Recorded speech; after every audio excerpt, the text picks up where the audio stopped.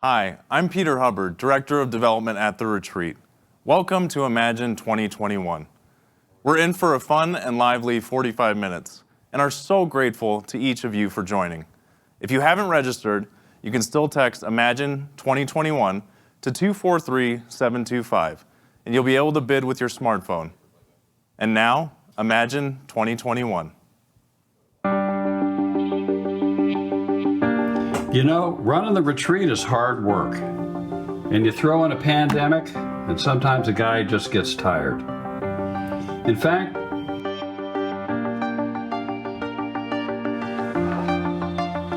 I could use a nap right now.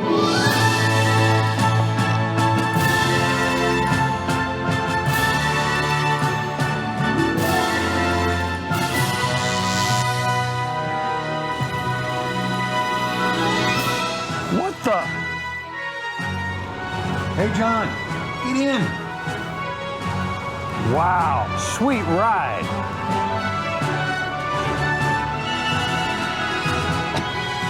Wow, this is a big upgrade from that John Deere. Sure is, John. I was able to cobble up some extra parts from that last building project we did. Might want to put these on. Let me show you just what 1.21 gigawatts can do.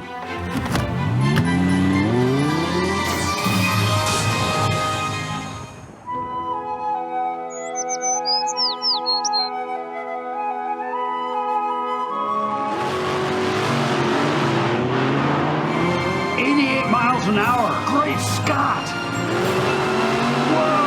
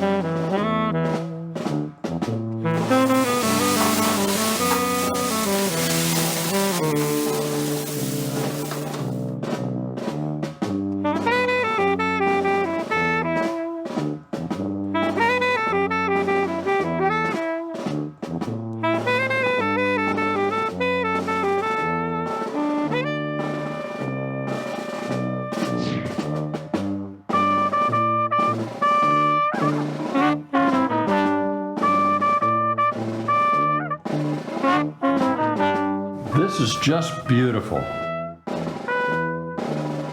Love is all you need.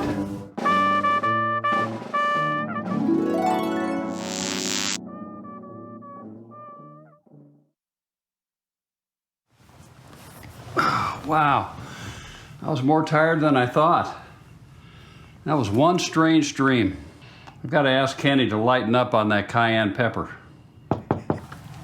Hey, John, you ready to go? Yeah. Hey, let me tell you about this strange dream I had. And the DeLorean was just like, what the? Yeah, sweet ride, huh? Yeah, didn't I just? Come on, John, let's go. We're surrounded by obstacles. How are we going to get up to 88 miles an hour? Brother, around here, if you want to get where you want to go, there are no obstacles.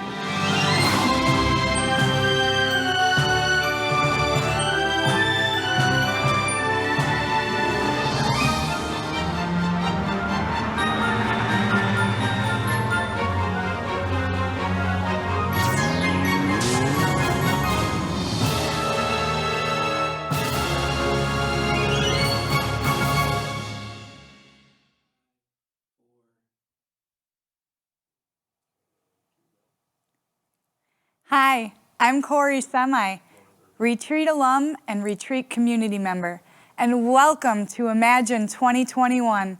We might not be together at the Metropolitan Ballroom, but we're sure together in spirit tonight, and so glad that you are with us. Hi, I'm Jimmy Bogan, Senior Retreat Assistant. Tonight, together, we're going to raise voices, hands, and hearts in support of the retreat and the recovery community. And what a community it is. Right now, we've got friends from Australia, New Zealand, Denmark, Ireland, Finland, and across the U.S. watching this live stream. And by the way, you can live chat on either the Facebook Live or the YouTube stream. We'd love to hear from you. And remember to text IMAGINE 2021 to 243-725. That's IMAGINE 2021 to 243-725. There you can bid on auction items or make a donation. It's going to be a great night. We'll hear from John Curtis on the state of the retreat, where we've been and where we're headed. Our very own Jake K. and Hillary P. are going to take us on a walking tour of Grand Avenue in St. Paul. We'll hear from women in recovery and some other familiar faces. And we'll honor a group of special friends who are at the heart of the retreat, our volunteers and donors. Oh, and we're also going to raise some money so that we can continue the life-saving work that is the heart of the retreat. So to get things started, let's welcome our founder and our CEO, John Curtis.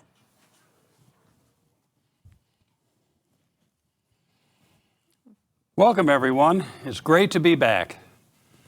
Imagine, the Gala, the song are all about possibilities and promises and lightness, the light at the end of the tunnel, the light that shows us the way to recovery. So to all the bright lights online across North America and around the world who are with us tonight, thank you all for being here. Imagine's one of my favorite moments of the year. Now, it's a little tougher to create a moment without inviting our alums on stage like we normally do. Once again this year, we've invited some old and new friends to help us out. Ladies and gentlemen, Imagine.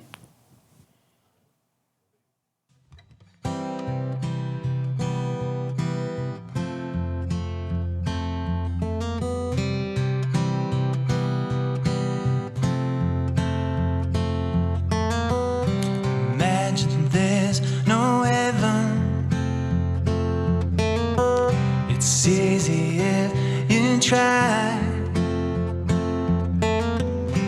Nowhere below us,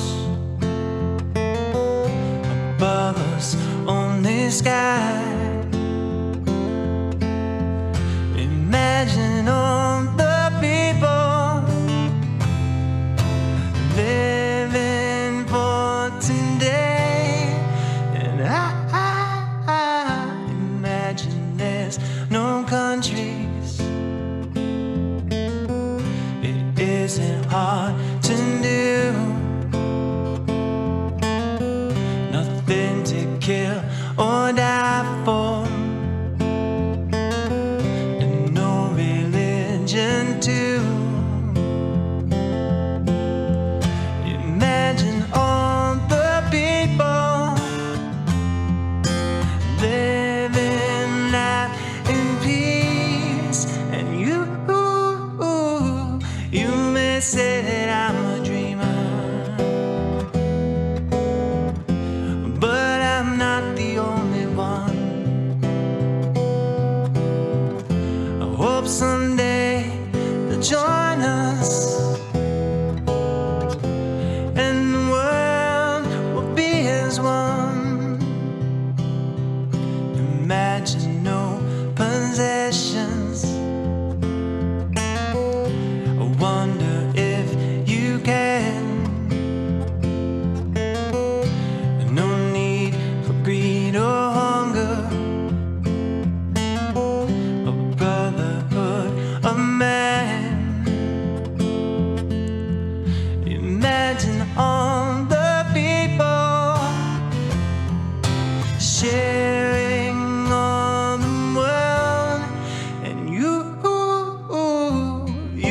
may say that I'm a dreamer, but I'm not the only one. I hope someday you'll join us, and the world will live as one.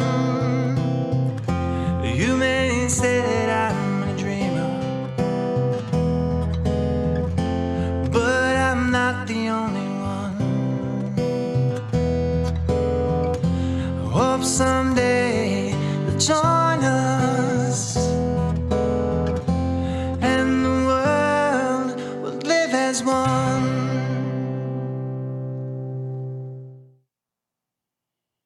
That's what life in recovery looks like. This year, we're going to sing Imagine twice so we can show all the great selfies you sent in. That's coming up later in the show, so stick around. You don't want to miss it. This is our second virtual gala. COVID rewrote the script almost 2 years ago. So tonight, I'm going back to the basics and lead with gratitude. This pandemic has reminded us all how important it is to live our lives in love and gratitude. Every day at the retreat, my heart gets filled and affirms the idea that we can love people into recovery. I'm grateful for all those that have made the dream of the retreat a reality. And to honor this for over 23 years, 27,000 people served, we've stayed true to our mission: keep it simple, affordable, spiritual, and effective. I'm grateful to our staff who have been on the front lines every minute of every day. They are a gift, and without them, all of this goes away. I'm grateful to our guests who put their trust in us, take their first steps with us, and along the way, find a new way of living. I'm grateful for old friends who bring the wisdom, steady hands, and hearts to the work we do. And I'm grateful for our community, especially tonight. You are the true heart of the retreat. Our mission is simple. We take people who want recovery and surround them with a community of people who have it. You are that community that carries this powerful message of hope and recovery to those we serve. And without you, none of this would be possible. It's been said that if you're not moving forward, you're falling behind. We have no intention of giving up ground. We're constantly thinking about the future of the retreat. We believe that our model of care and the community that makes it happen is exactly right for these times. Looking ahead, we want to create a sense of place that will support this work in the recovery community for the long haul. This is an exciting time for the retreat, and we'll be sharing more about our dreams for the future soon. Until then, please know that of all the things I'm grateful for, more than anything, I'm grateful for each and every one of you. Thank you. Thanks, John. It's amazing to see how far the retreat has come in 23 years. We can't wait to see what's next. We may have followed different paths to get to where we are now, but there is one path that all of us have in common: Grand Avenue in St. Paul. The storefronts, coffee shops, and apartment buildings on Grand Avenue are the heart of the recovery community in the Twin Cities. And no one knows this stretch better than our own Jake K. and Hillary P. We asked Jake and Hillary to give us an insider's tour of this truly Grand Avenue. I didn't mean to end up living right in the center of everything the retreat does in St. Paul. And yet here we are, guys from the sober houses walking by all the time. And I always say something as they walk by, and I've scared a few guys who at that point realized that the retreat is always watching. We've got the Grand House down there, Holly House is up there, 265 Summit, 505 Summit, 868 Summit, and then further down, the retreat offices on Grand. And this is Ace Hardware. Everybody down here hires people in recovery. It's kind of an amazing community, and I have to say Ace Hardware is way up there because it's unlike a lot of the retail and the restaurant jobs. The guys really love the kind of work that goes on in there. There's a lot of different stuff going on. But the job most people start off with is selling Christmas trees. Then over here is Tavern on Grand, which claims to have the best walleye in the state. It's good walleye. It's one of the more interesting locations that's been here for years, and everyone knows the guy who owns it. He's always out here Smiling and sitting. Smiling and sitting, and he's had a stroke, and everyone seems to know him in the neighborhood. And after the George Floyd murder, we noticed that his windows weren't barricaded like all the other windows of the businesses in the area. So I ran into a couple of people I knew from sobriety on the street, and we just decided to go find plywood and board up his windows for him. And they put a text out to a bunch of people in the rooms, and all these sober people ended up showing up to help board up his windows. And this is ground zero for the recovery community. When I got out of the retreat, Debbie Jones drove me to my sober house, and we stopped off here for coffee, and there was a guy sitting on the patio with a big book, and I asked him what he was doing, and he said he was just waiting for somebody to tell the word to.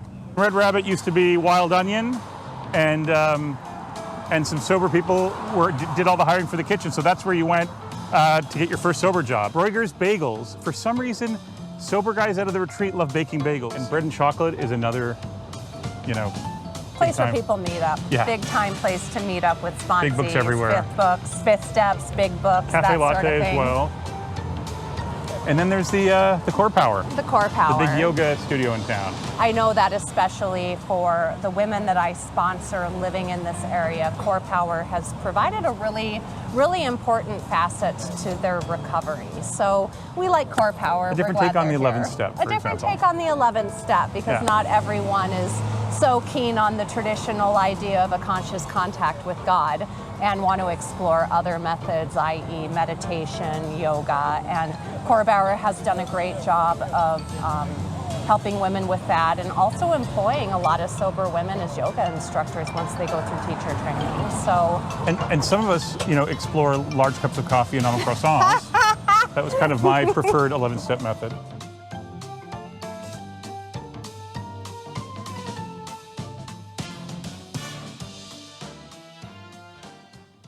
Thanks, guys. Grand Avenue always feels like coming home. And speaking of, the retreat is home to one of the most dynamic groups in our community, Women in Recovery. And our very own Andrea Bruner is one of the founders of Women in Recovery, and she's here to tell us more. Thanks, Corey. John talked about a sense of place, and that's really the spirit that launched and sustains Women in Recovery. Through our community of women, we address the real-life challenges and opportunities we face from the shared perspective of women's 12-step spirituality. Give a listen as my friends Judy Halliburton, Peg McKee, Megan Weiss, and Katie Bartlemus tell us more. I've heard it said that the opposite of addiction is connection, and I think that that's what Women in Recovery offers. Connection. That it grew out of a need for women to have a place to share about matters that you wouldn't necessarily talk about at a meeting. Our true purpose is to bring women together and offer spiritual solutions to their everyday practical life issues. Well, if you look at the offerings that we have with our speaker series, we talk about a wide variety of subjects. Everything from meditation to neuroscience to finance. It provides a way for women to be of service. It provides a way for women to connect. It provides a way for women to create community. I think the intent of the co-founders was really to create something for women that would supplement 12-step programs and be a place for women to have community and gather. You're coming together with other women who have the same goal as you in enhancing their programs of recovery. I can think about some really, really foundation women that I would see every single month over and over again. And that became the foundation for my tribe and my network, and then in turn my recovery, which started at the retreat and then continued through the program of Women in Recovery. I'm not alone in what I've experienced, and there are topics that we cover that might not feel that you can do that in a normal 12-step program, and we provided a space to do that. I didn't know where to start. I didn't know where to find this community of women that I felt that I could be safe with. And here I was just leaving the retreat, and I was offered this whole entire network. I think it succeeds because it plays off of what the retreat has started here, which is a community of people in recovery working a program together. There is a place for you in Women in Recovery. All are welcome.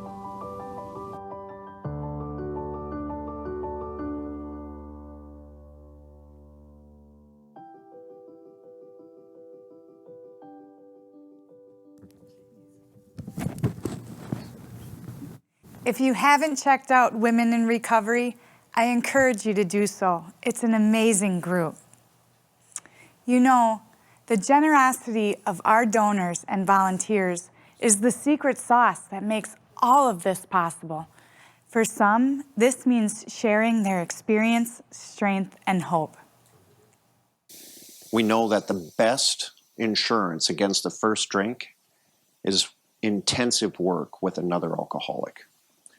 And for that reason, and many more, I volunteer at the retreat. It was just a buzz in the recovery community that Upland Farms had this new recovery center, and it was called the Retreat. And I remember a bunch of us brought a meeting out to this just intimate, wonderful setting. You know, I think it goes back to the early days of the formation of the 12-step program, when Bill W. understood that in order for him to keep his sobriety, he had to give it away. It's just a dynamite connection, the ability to match those two things up. Someone looking for recovery and someone who's found recovery, and having the opportunity to carry the message and pass that on. And I can tell you, every single time I share my experience with alcohol, I share the darkness of those days, and then my own recovery, I take witness in my own recovery and give that to somebody else to maybe hold. And you just never know what people are going to hear. And that simple reaching out to another alcoholic still seems to work today. No matter how many people are here as guests, there's always countless more people here volunteering. I come down here once a month. I do a workshop on sponsorship. I do a workshop on the 12 steps.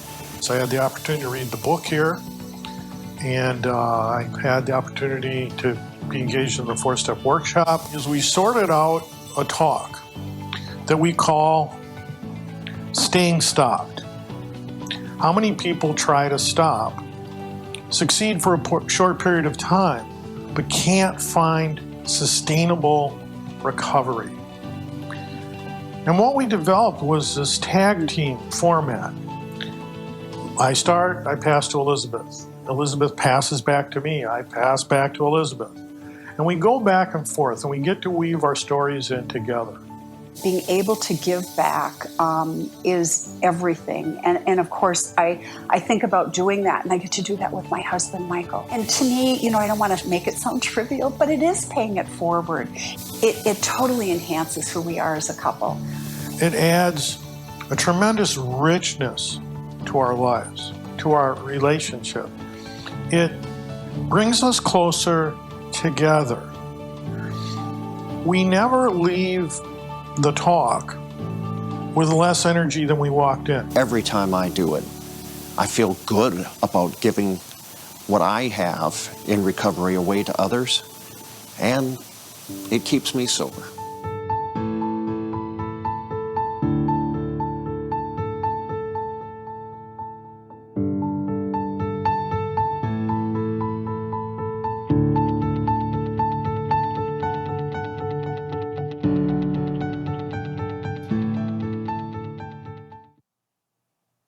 And some lead with gratitude and joy.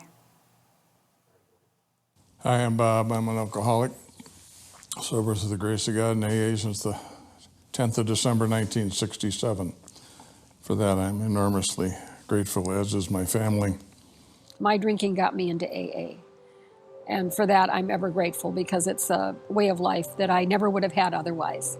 This guy stood up and said, yeah, I couldn't quit drinking for my kids. And I thought, well, yeah, my daughter hates me and she never wants to see me again. And then he said, I couldn't quit drinking for my wife. And I thought, oh, my husband drinks more than I do. And then he said, and I couldn't quit drinking for the judge after I stole that airplane. And I thought, well, I'm home. These are my people. And I've been sober now since 1985.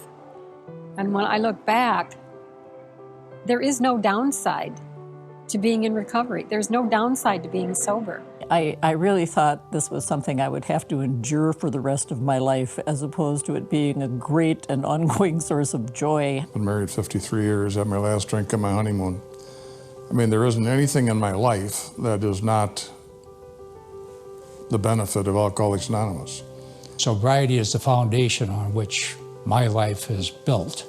And we start from there, and then it's recovery, which is the path of working the 12 steps of Alcoholics Anonymous. It's a wonderful, wonderful way to live, wonderful way to be present for my family, for my friends, for my community of people in recovery. My sponsor told me, I remember he was asking me to do a couple of things that I didn't want to do. I thought, kind of social events. He said, look, if these people don't become part of your life, you're not going to stay. You're not going to make it.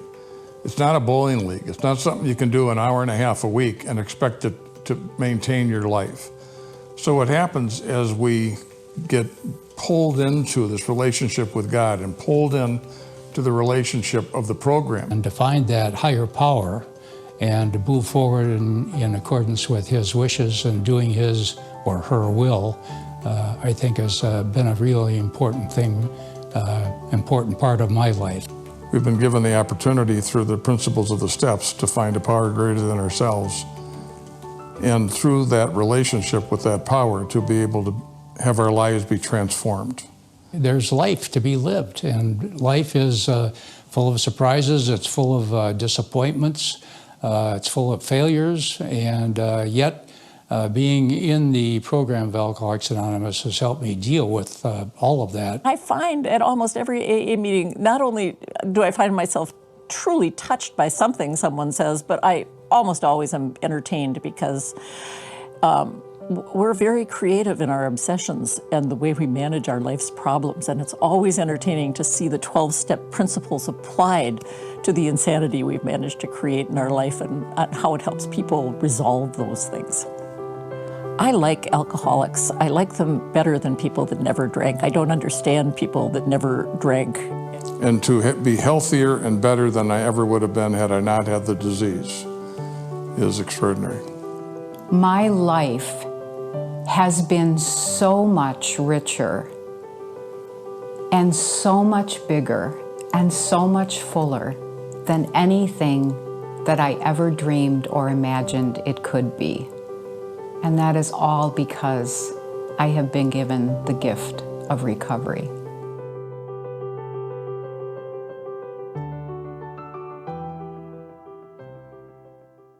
Each one of us has a story to tell.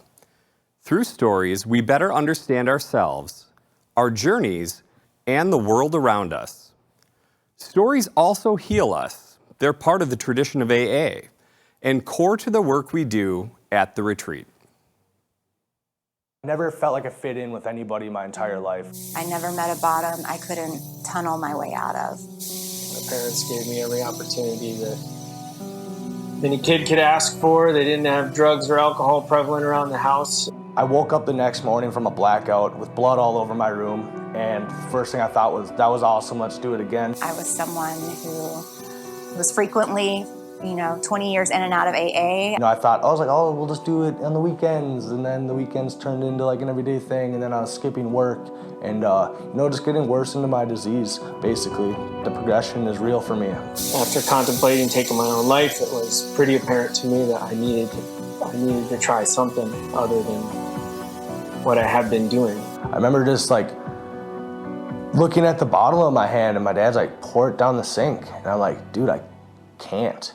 I remember going to my first AA meeting just so beaten down and unhappy. I kind of knew the song and dance, and this was decidedly different. And I knew that AA worked.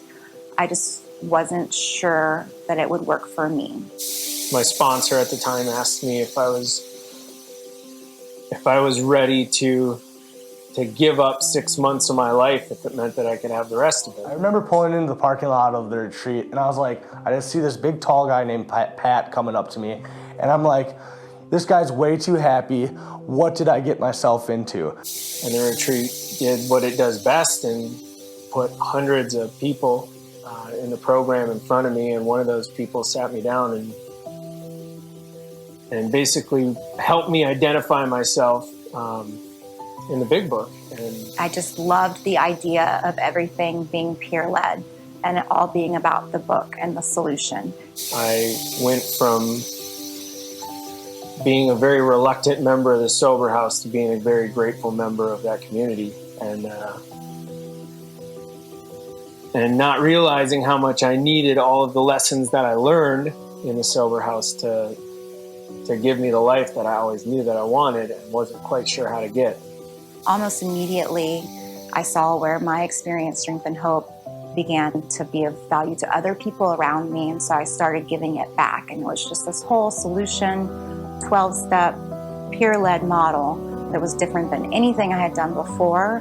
And, you know, I got a quality of recovery and a feeling that I hadn't had. As I talk about it, I get to accept it a little bit more. I get to own up to who I was, and then I also get to own up to who I am today. And that's a great feeling. It's a good reminder of how far I've came. Like, I even, honestly cried last night, just thanking God for how far I've came. I was crying last night. It's been a wild ride in my recovery. I learned here that if you just do the next right thing and leave the results up to God, that God has something in store for you that's probably better than you would have planned for yourself. Moved out of the Sober House. I got married to my best friend and an incredible partner. I've become a father to her beautiful 5-year-old son. I pray and meditate multiple times a day throughout the day, all day, every day. God has saved my life. This program has saved my life, and I'm so extremely grateful for all the things I get to do. So, get to do this stuff today. So thank you guys for this experience, and then I pass. For many of you, giving goes to the heart of recovery, making sure that the retreat and the healing that happens here will endure for years to come. Just something about the retreat itself that has always been special in my heart. Well, for me, I went to the retreat here in 2004. There was something here that touched me.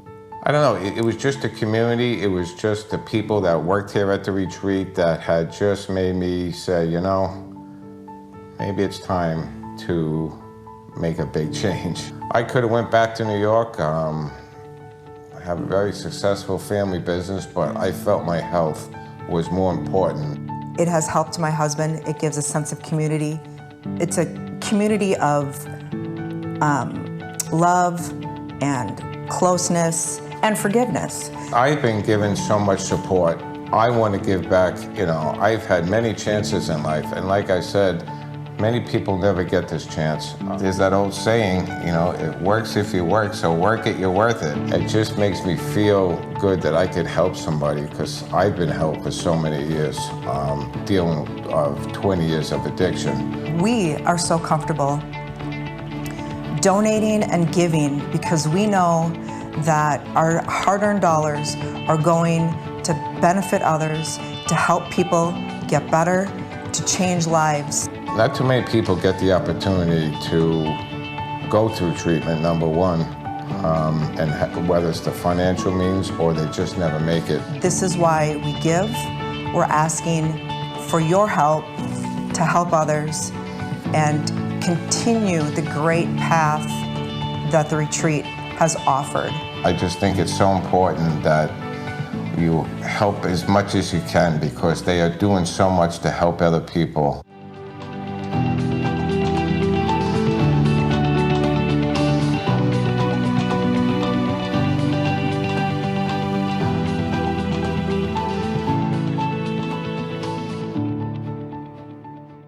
You know, we wouldn't be here. None of this would be possible without your support. That's right, John. We rely on the generosity of you, our donors, to support the projects and scholarships that make recovery a reality for Mike, Lindsay, Mark, and all of the others we've heard from tonight. And every dollar we raise tonight goes directly to support those who look to us for help. I don't know if scrappy is exactly the right word, but for 23 years and 27,000 individuals and families, the retreat has stayed true to its mission to provide an affordable, effective, and spiritual solution to recovery.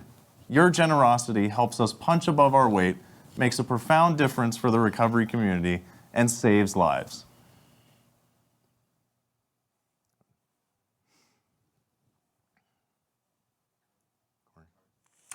This evening is about a celebration and gratitude.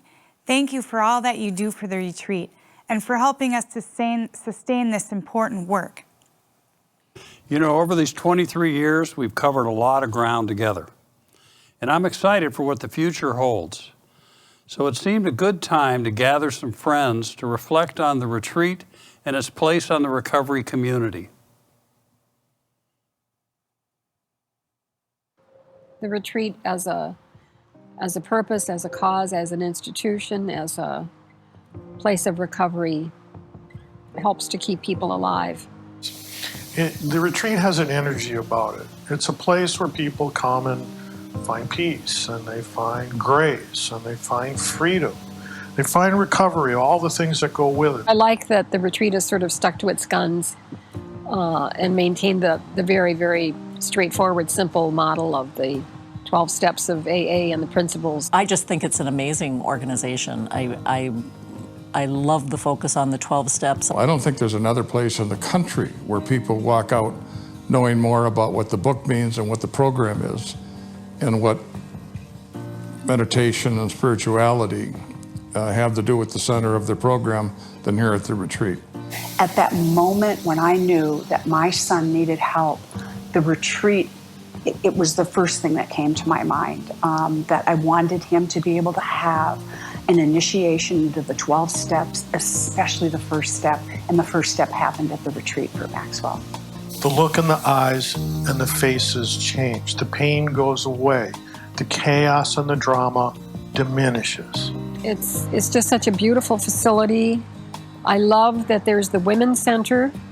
I think that's just brilliant. I was happy to raise funds for the National Center for Women's Recovery, which was so exciting in its concept and has been just executed so beautifully. The other thing I think about the retreat that's so exciting is just the vision of what's needed and the will to, find like-minded people to make those things happen is really exciting.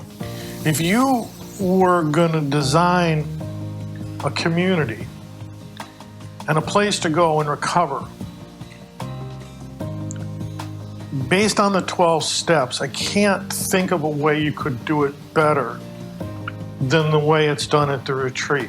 We have 400 volunteers a month that are coming in here that give a flavor and a personality to what we do and a grounding to what we do. It's a symbiotic and a mutual relationship that we are grounded in the 12 steps and grounded in the principles of the 12 steps.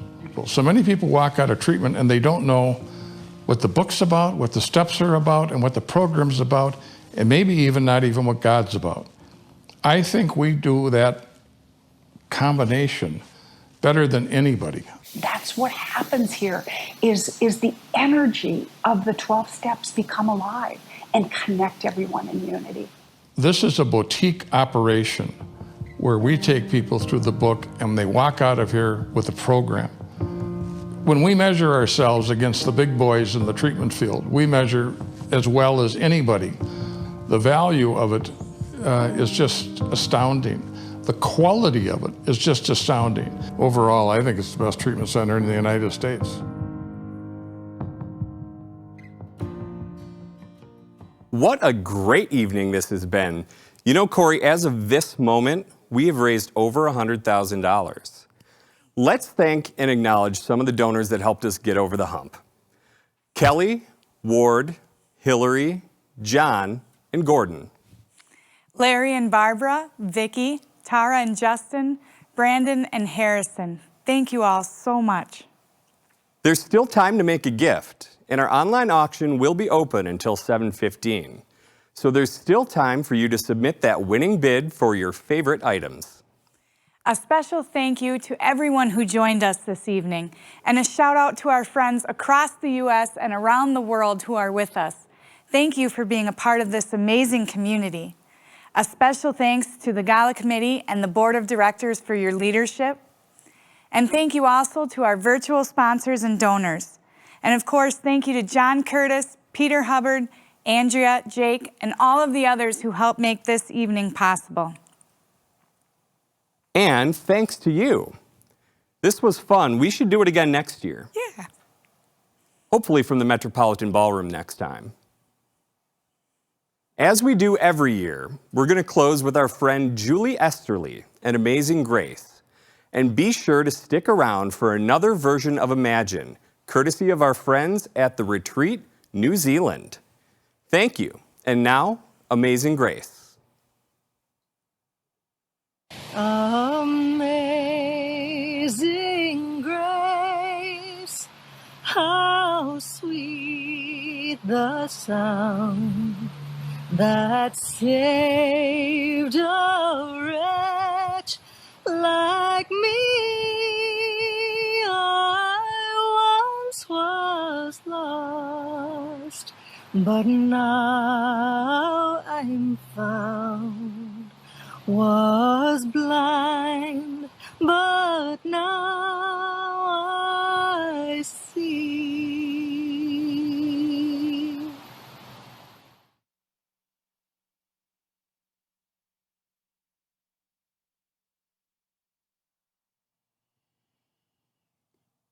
Ours is a community without boundaries. Right now, friends around the world are with us, raising their hearts and their voices with ours in celebration of life in recovery. Before we go, a special thanks to our good friends at the Retreat New Zealand for once again singing us out and helping us end the evening together. Ladies and gentlemen, Imagine. One. Te tuatahi e mihi tēnei ki tō tātou nei kaihanga. We give thanks to our Creator. Te tuarua ki ngā rangatira ko Bill, rau ko Bob, to our co-founders, Dr. Bob and Bill W. Te tuatoru ki ngā tangata e mātakitaki ana. To you all who are looking to us, tēnā koutou, tēnā koutou, tēnā tātou kuso.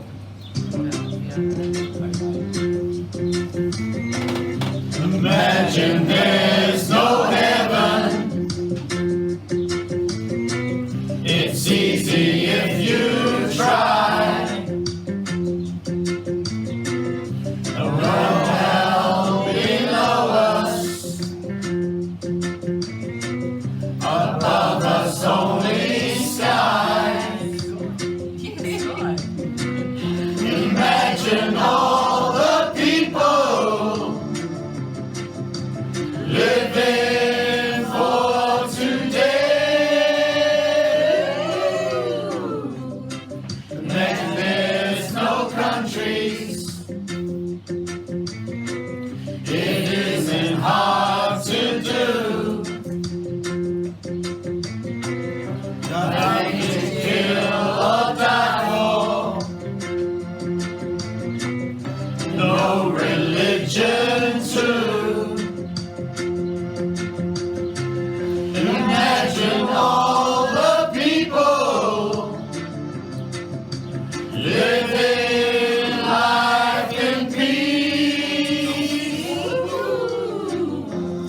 You may say I'm a dreamer, but I'm not the only one. I hope someday you'll join us,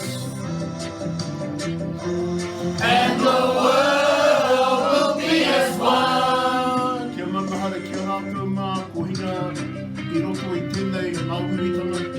We think of those in our fellowship and outside of our fellowship who have passed away through this disease, for those who are still suffering in and out of our fellowship. Kotura, tēnā koutou, tēnā koutou, tēnā koutou katoa.